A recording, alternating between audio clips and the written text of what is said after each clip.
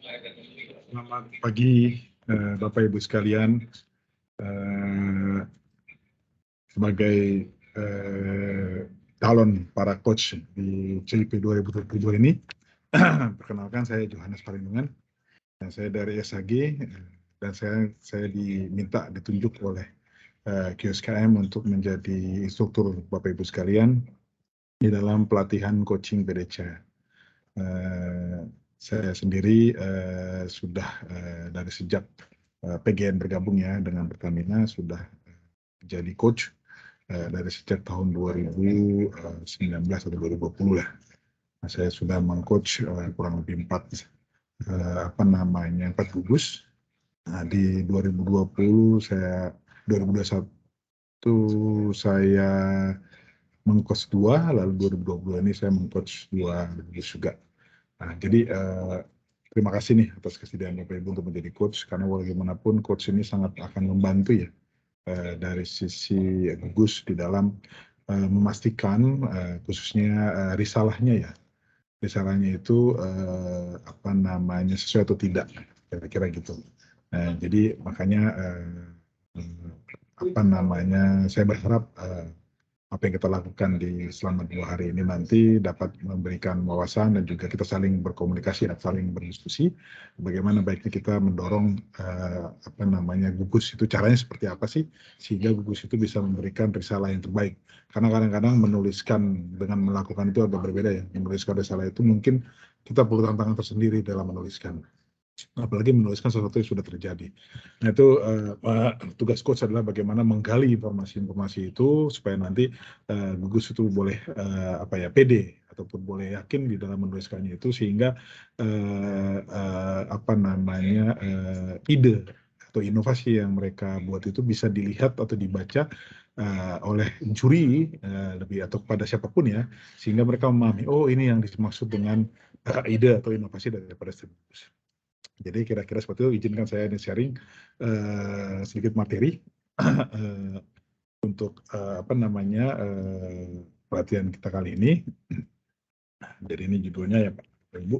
Nah, overview terhadap CIP 2022 ini, bahwa CIP 2022 ini sudah dijalankan ya.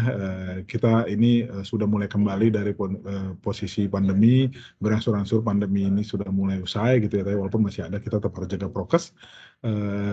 Jadi kita mulai dulunya, sebelumnya kita di 2021 kita melakukan secara online ya, mungkin nanti bisa akan kita lakukan secara offline. Namun demikian, poin yang dilaksanakan di CIP ini tetap sama. Walaupun ada beberapa penambahan dalam arti improvement ya yang dilakukan oleh tim QSKM untuk memastikan CIP 2020 ini akan lebih berdaya guna, kira-kira seperti itu. Dan juga ada tema tersendiri di CIP 2022 yang mungkin Bapak Ibu coach itu bisa lihat di materinya ya, khusus itu ada CIP tersendiri. Kenapa sih dibuat semacam tematik gitu ya, supaya paling tidak ini sejalan dengan visi misi ataupun tujuan yang sedang perusahaan jalankan, kira-kira gitu. Baik, saya harap nih semangat ya Bapak Ibu ya untuk di dalam menjalankan coaching ini, karena bagaimanapun kehadiran Bapak Ibu sangat-sangat dinantikan oleh Gus untuk memastikan ide kreatif mereka itu bisa tersampaikan. Nah, coaching CIP ini sebenarnya apa sih yang dipentingkan ya? Coaching CIP ini merupakan satu event ya, bagaimana penyusunan risalah yang dibuat oleh gugus itu bisa tersampaikan dari sisi PDCA-nya. Di dalam coaching ini ataupun kita membagi ada 8 langkah sebenarnya. Yang prinsipnya ada PDCA, Plan, Do, Check, Action. Nah, itu langkah untuk coaching PDCA 1 itu langkah 1 sampai langkah 4 itu lebih mengarah kepada plan-nya. Nah, itu diharapkan untuk coaching PDCA 2 itu nanti dari mulai tahapan pelaksanaan sampai kepada tahapan action plan. Jadi nanti tugas fungsi dari coaching ini apa sebenarnya sih? Ya, pertama kita intinya melakukan peninjauan ya, dalam arti kita datang langsung kepada gugus yang melakukan kegiatan CIP. Nah, di situ apa yang kita lakukan? Kita harus menggali informasi, wawancara. Jadi untuk tugas coach itu lebih banyak mendengar mendengar dulu apa yang ingin disampaikan, lalu kemudian kita sebagai coach yang baru mendengar itu kan tentu baru memahami kan apa yang disampaikan ini tentang apa sih ide kreatifnya, idenya mau seperti apa. Nah, tugas kita lah untuk mendengar, setelah mendengar kita menggali informasi. Kita lakukan pengumpulan bukti. Kemudian ya kita mencatat di dalam apa? Di dalam nanti kita punya form PDCA ya. Nah, paling tidak langkah-langkahnya nanti kita bahas di terakhir ya, supaya kita jadikan contoh. Nah, terus kemudian kita catat hasil-hasil diskusi kita dengan gugus, mulai dari identitas gugusnya, nama, lalu kemudian ruang lingkup gugus, anggotanya seperti apa, dan kemudian tentu kita juga buat checklist nih progres kegiatan CIP yang dilaksanakan sesuai rangkaian metode Delta gitu kan, itu sehingga apa yang ingin mereka tuliskan atau apa yang mereka sampaikan itu bisa kelihatan di dalam media. Nah, dan juga tentunya kita perlu gali dari sisi apa kendala-kendalanya apa sih di dalam menjalankan itu kan. Itu untuk apa? Untuk kita masukkan nanti dalam catatan-catatan coachingnya. Lalu kemudian evidence, kemudian rekomendasi dan segala macam. Nah, intinya nanti di dalam PDCA ini adalah keseluruhan daripada tahapan-tahapan PDCA itu dituliskan oleh gugus, dituangkan dalam risalah. Nah, sehingga nanti dokumen PDCA 1 dan 2 ini menjadi bukti evidence bahwa tahapan-tahapan tersebut sudah dilaksanakan oleh gugus sampai kepada nanti masuk ke dalam tahapan ataupun presentasi ya, forum presentasi. Nah, kira-kira gitu. Dan untuk khusus value creation itu ada ketentuan bahwa untuk yang value creation cost ataupun value creation yang dihasilkan, nilai kreasi yang dihasilkan itu jika lebih dari 1 miliar, harus ada bukti verifikasi keuangan. Nah, kita juga ada format tersendiri, nanti bebas sih sebenarnya formatnya, tapi paling tidak itu dikeluarkan oleh fungsi keuangan sehingga menyatakan bahwa ide kreatif atau inovasi yang dilakukan itu memang benar-benar memberikan real value creation. Terus untuk kalau misalnya di atas 5M ini bahwa untuk proses pengisian PDCA 2-nya, ya, gitu kan ya, itu juga melibatkan fungsi keuangan. Nah, artinya di dalam coachingnya juga kita lakukan namanya diskusi dengan fungsi keuangan. Nah, dalam arti nanti fungsi keuangan tentu akan perlu memverifikasi ya, apa yang dinyatakan itu sudah benar apa belum, ataupun memang benar-benar real, lalu seperti apa realnya dan segala macam. Kira-kira seperti itu. Dan dari PDCA ini nanti diharapkan setelah coaching itu bisa kelihatan nih bahwa gugus itu bisa lanjut ke prodi atau tidak. Nah, kira-kira seperti itu. Nanti dari tugas coach sendiri, setelah ada PDCA, selain kita membuat namanya form PDCA tadi, ya kita harus juga memasukkan atau ya paling tidak mengirimkan ke panitia lah ya, rekomendasi kegiatan kita yang kita lakukan. Yaitu intinya kita menuliskan kita coaching kemana, tahun berapa, lalu kemudian apa yang kita coaching itu secara kelompok itu pakai PC proof kah, IT proof kah, atau IT proof kah. Nah, tentunya ini pembagian ini sudah dilakukan sebenarnya oleh oleh panitia ya, dalam arti mungkin tim HCM. Nah, terus kemudian ya kita yang melakukan coaching itu perlu menuliskan secara singkat progres kegiatan CIP yang sedang dijalankan. Lalu kemudian kalau memang ada hal yang penting yang perlu kita sampaikan, dimasukkan di dalam keterangan tambahan yang kita perlukan. Oke, nah kira-kira ini formnya ya. Mungkin ini hal biasa ya, kita isi ada fungsinya apa, nama siapa, judul apa. Nah, kalau saya sarankan nanti di dalam penulisan judul itu sedapat mungkin itu jelas, clear gitu. Jika memang bisa dikuantifisir ya kita kuantifisir. Misalnya ada angka-angka tersendiri yang menyatakan evidence-nya, bukan evidence ya, ide yang mau kita sampaikan.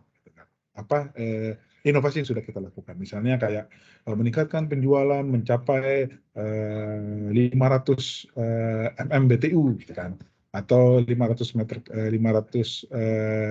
ribu meter kubik. Nah, artinya ada ukurannya. Yaitu dengan apa? Dengan ide kita misalnya adalah dengan melalui proses pendekatan pelanggan yang super, gitu kan? Atau di mana, di daerah Surabaya gitu kan. Nah, itu yang kita perlu, artinya ada dari judul aja kita bisa nih memberikan coach kepada gugus supaya apa? Supaya terlihat jelas sehingga nanti dari judul itu sampai kepada akhir pada PDC tahapan 8 itu bisa kelihatan benang merahnya. Nah itu deh yang boleh saya sarankan ya di dalam kita meng-coach. Nah terus apa aja sih yang perlu di-coach? Nah ya ini yang perlu di-coach ini sebenarnya ini bicara plan ya. Kalau bicara di plan atau di PDC 1 itu ada 4 langkah ya. 1, 2, 3, 4. Nah ini sudah ada nih sebenarnya langkah-langkahnya. Pertama isu. Jadi artinya kita melihat satu permasalahan tentu kan melihat membuat suatu kreasi ataupun inovasi itu pasti melihat isunya dulu. Isunya apa sih? Nah kita sedapat mungkin bisa menggali isunya apa yang sebenarnya. Kadang-kadang isunya itu bisa banyak ya dalam satu gugus gitu kan. Nah itu kita lihat nanti kita gali gugus ini supaya nanti mana yang diambil isu yang tepat gitu kan. Terus sedapat mungkin ini juga yang kadang-kadang terlupakan ya. Sebenarnya isu ini itu berhubungan dengan standar kah atau berhubungan dengan suatu ketentuan kah? Nah itu sedapat mungkin juga dituliskan karena kadang-kadang kalau sudah ada ketentuannya isu itu kan bisa kelihatan gitu. Misalnya kayak gini bahwa isunya adalah adanya hasil pemeliharaan proses katodik itu melebihi angka yang ditetapkan, misalnya angkanya 1000 gitu kan ya. Nah ternyata dia hasil pemeriksaannya selama 3 bulan berturut-turut itu sampai 1100 gitu kan. Nah itulah isunya. Isunya itu ternyata ada permasalahan, yaitu harus ketetapan 1000 jadi sampai 1100. Artinya ada gap, ada permasalahan di sini. Lalu apa permasalahannya? Nah itu langkah kedua kita berikan penetapan isunya. Gitu kan. Bisa aja kan permasalahannya itu apakah kelebihan listriknya kah atau kelebihan apanya ataupun dari situ mungkin karena sering kehujanan atau ada bahan kimia yang menimbulkan angka cathodic protection itu menjadi melebihi dari standarnya. Nah itu dari situ. Nah langkah kedua itu kemudian kita cari apa sih akar permasalahan tadi yang tadi sampaikan. Akar permasalahan itu misalnya kayak ternyata di dalam satu daerah ini, dalam satu titik ini ada misalnya tumpahan bahan kimia sehingga menyebabkan adanya intensitas ataupun angka proteksi ataupun listrik yang berlebihan yang masuk terkena dengan pipa. Nah ini mohon maaf ya saya menggunakan contoh dari PGN. Nah itu jadi tapi intinya adalah di langkah kedua ini kita mencari tahu, melakukan analisa apa sih akar penyebabnya gitu loh. Nah kemudian tentu dalam satu permasalahan itu pasti ada banyak faktor ya. Nah biasanya ortogenesis kita bisa menggunakan yang namanya gugus itu bisa menggunakan yang namanya diagram ikan gitu ya. Atau nanti setelah itu kita kawinkan atau kita lanjutkan dengan yang namanya Pareto 80-20 atau sekarang di Pertamina menggunakan 60-40. Artinya kita bisa menyelesaikan yang cukup dengan 60% saja yang kita harapkan bisa menyelesaikan keseluruhan. Nah, itu yang perlu dibangun ya di dalam penyusunan risalah ataupun kita dalam hal kita coaching untuk menggiring atau mengajak gugus untuk bisa menetapkan identifikasi isu, penetapan isu, root cause, dan penentuan sebab dominan. Lalu kemudian dari ada masalah akarnya, terus kita juga menggiring atau mengajak gugus untuk bisa melihatkan alternate solution. Kadang-kadang yang diceritakan oleh gugus itu adalah bicara solusinya yang sudah mereka buat. Mereka lupa alternatif yang lain. Nah itu kita harus gali. Sebenarnya ada nggak sih alternatif yang bisa dilakukan selain ini gitu kan? Ataupun karena ini biasanya sudah terjadi ya kalau bicara CIP itu biasanya yang sudah minimal itu sudah 3 bulan berjalan. Nah itu sehingga kita harus gali. Kadang-kadang gugus itu lupa dulunya ada apa gitu kan. Nah paling tidak kita kasih opsi itu 3 lah. Jadi minimal ada alternatif solusi itu 3 alternatif sehingga bisa dipilih oleh gugus. Sehingga nanti satu yang terbaik itu adalah yang dilaksanakan oleh gugus. Terus kemudian masuk ke poin 4, nah itu nanti udah solusi terpilih itulah yang kemudian dibuat desainnya, engineering seperti apa. Lalu buat planningnya bagaimana, bahkan schedulingnya bagaimana ya, bahasanya menggunakan kurva S lah misalnya dibuatlah. Lalu kemudian kira-kira dari situ potensial value creation yang teridentifikasi seperti apa sih? Nah itu nanti bisa dilihat. Nah biasanya nanti hubungannya dengan do ya ataupun check itu nanti before afternya itu sudah mulai dipikirkan. sehingga nanti antara plan, do, check, action itu nyambung ya, punya satu aligning. Terus kemudian jangan lupa itu kan bagian dari emosi ya, bagian dari manifesting dari yang sebelumnya existing A menjadi A plus misalnya gitu ya. Itu kita harus pastikan ada yang namanya emosi dan juga dipersetujui oleh entah fasilitator ataupun bahkan kepala areanya ataupun manajernya yang ada di sana, yang bertanggung jawab di sana tertinggi. Nah kira-kira gitu. Nah itu PDCA 1. Nah, ya tentunya ya kita perlu ngisi nih nanti coach perlu mengisi ini timnya, anggota timnya siapa, lalu lingkup kerja timnya apa gitu kan ya. Terus kemudian dari hasil diskusi kita tuliskan catatan-catatan coachingnya. Misalnya ada kekurangan dari sisi diagram ikan, misalnya kurang 4M, satu man, method, mesin, money gitu kan ya. Terus kemudian itu misalnya kurang, nah itu kita bisa dimasukkan dalam catatan. Lalu kemudian di dalam evidence itu kita apa yang disampaikan oleh gugus itu kita tuliskan evidence apa aja. Nah ini disinilah kita bisa masukkan misalnya jangan lupa lampiran-lampiran karena kadang-kadang gugus itu ingin memasukkan semuanya di dalam risalah. Padahal sebenarnya kita bisa siapkan entah dalam bentuk satu kalimat tertentu ataupun poin-poin saja di dalam risalahnya, namun dilengkapi dengan lampiran-lampiran. Lampiran itu bebas. Kalau misalnya untuk risalah itu terbatas ya, ada jumlah tertentu untuk penulisan risalah. Tapi kalau lampiran bebas. Nah itu kita bisa bantu gugus untuk bisa menuliskan seperti itu. Nah itu dari sisi evidence. Lalu kemudian rekomendasi. Nah itu rekomendasi adalah biasanya berhubungan dengan catatan kita lalu evidence yang ada. Nanti kita tuliskan rekomendasi apa. Kalau itu PDCA 1 itu rekomendasi kita siapkan sebelum nanti lanjut ke PDCA 2. Misalnya jangan lupa PDCA-nya harus jelas ya, jangan sampai bias. Misalnya ataupun rekomendasinya misalnya kita buat agar alternative solution itu tidak satu tapi adalah lebih dari salah satu. Supaya apa? Supaya paling tidak tahu ini kita bahwa kita gugus itu melakukan pencarian solusi yang paling tepat. Nah, seperti itu. Nah, itu yang rekomendasi yang perlu kita masukkan. Nah, itu dari sisi PDC 1. Nah, PDC 2 itu adalah masuk ke posisi langkah 5 sampai 8. Nah, itu mulai do, check, action. Artinya dari planning yang kita jalankan, schedule yang kita sudah buat gitu kan ya. Itu kita eksekusi, bagaimana sih eksekusinya? Nah, di 5 ini biasanya bisa ditampilkan nanti dalam bentuk S-curve misalnya. Nah, itu di situ akan kelihatan di dalam eksekusinya antara rencana dan eksekusi bisa kelihatan ya. Apa kita ada bias atau apa. Nah, kalau emang ada perbedaan dalam arti ada hal yang misalnya terlambat atau apa, itu kita bisa buatkan penjelasan di dalam S-curve-nya. Nah, itu adalah bagian dari monitoring. Artinya sebenarnya kita monitor nih planning kita dengan pelaksanaan itu sebenarnya sejalan atau tidak sih.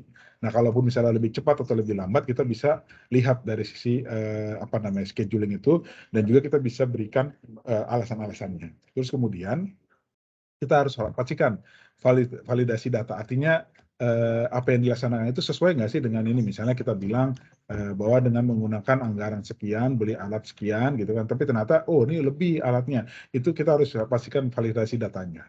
Sehingga apa yang direncanakan itu kelihatan sebenarnya mungkin direncanakan berapa lama gitu kan. Tapi sekarang nggak belum sampai lah kira-kira gitu. Itu dari sisi langkah 5. Lalu kemudian langkah 6. Apa yang kita laksanakan itu kita lihat, kita evaluasi, kita cari gap performance-nya apa sih sebenarnya ya, bahwa dengan rencana perbaikan dan pelaksanaan itu seperti apa. Nah itu kemudian kita evaluasi hasilnya. Nah evaluasinya bisa dalam bentuk apa? Nah itu misalnya larinya gini maksudnya. Setelah kita melakukan improvement dengan apa yang kita sudah desain tadi, itu sebenarnya pelaksanaannya itu berdampak baik atau tidak nih, sesuai dengan harapan kita atau tidak nih. Nah itu yang dinamakan langkah 6 ya atau cek ya. Nah kalau misalnya berdampak baik ya seharusnya ya dengan ide kita harus berdampak baik ya. Kenapa? Misalnya tadi hasil sebelum kita melakukan improvement itu di pekerjaan itu dilaksanakan 10 hari. Nama tidak itu dengan adanya improvement ini menjadi 5 hari atau 2 hari. Nah, sedapat mungkin yang namanya cek ini adalah bisa terkuantifikasi. bisa ada ukurannya ya, before after-nya. Nah, itu kita harus coba giring ataupun dukung ya, dorong kepada gugus itu untuk melakukan pembandingan-pembandingan yang sifatnya kuantifikasi. Supaya nanti bisa kelihatan sebenarnya hasilnya gimana sih. Karena nanti dari sini juga kita akan menghitung namanya riset atau value creation-nya seperti apa. Nah, itu kira-kira dari sisi cek. Lalu kemudian action, setelah apa yang kita laksanakan, itu kita buat apa? Kita buat standarisasi. Nah, standarisasinya biasanya dituangkan dalam bentuk STK-STK, standar kerjaan, pedoman, PO, IK. Tadi, kembalikan ke langkah pertama kan, sedapat mungkin ada standarnya ya. Nah, kita harapkan nanti dengan ide kita ini, standarnya yang tadi, misalnya dari 1000 menjadi 1100, kita harapkan nanti bahwa posisinya ini sudah tidak ada pergeseran. Kira-kira gitu. Artinya ide kita itu tidak hanya dijalankan di saat itu, tapi juga menjadi ukuran nanti untuk ke depannya. Jadi standarisasi itu bisa dituangkan dalam namanya sistem kerja ataupun PO, pedoman dan segala macam. Selain itu juga kita lihat nih dari sisi potensi replikasinya ada nggak sih? Nah itu kita bisa gali dari sisi gugus itu kira-kira ini bisa nggak sih diperlukan di mana? Misalnya kalau di refinery ataupun yang gampang ya kayak regional gitu kan ya, atau di pemasaran jika ada itu bisa nggak sih juga dipakai di pemasaran-pemasaran yang lain atau refinery yang lain atau regional yang lain. Nah kira-kira seperti itu. Terus kemudian jangan berhenti di situ juga dari sisi gugus ya. Sedapat mungkin kita ada tema keselanjutannya. Maksudnya apa? Ada semacam kontinuitas untuk apa? Untuk ke depannya seperti apa? Nah, kira-kira gitu. Jadi isi daripada do check action itu kira-kira seperti itu. Untuk cara pengisian form coachingnya itu sama ya, seperti yang tadi. Dan jangan lupa nanti agar coach itu menandatangani dan juga gugus chip yang mungkin dari ketuanya itu bisa menandatangani. Nah, kira-kira itulah yang bisa dibilang yang saya bisa sampaikan untuk coaching PDCA. Jika ada yang mau tanyakan, monggo silakan berdiskusi. Namun jika tidak, saya rasa cukup dari saya. Sekian dan terima kasih.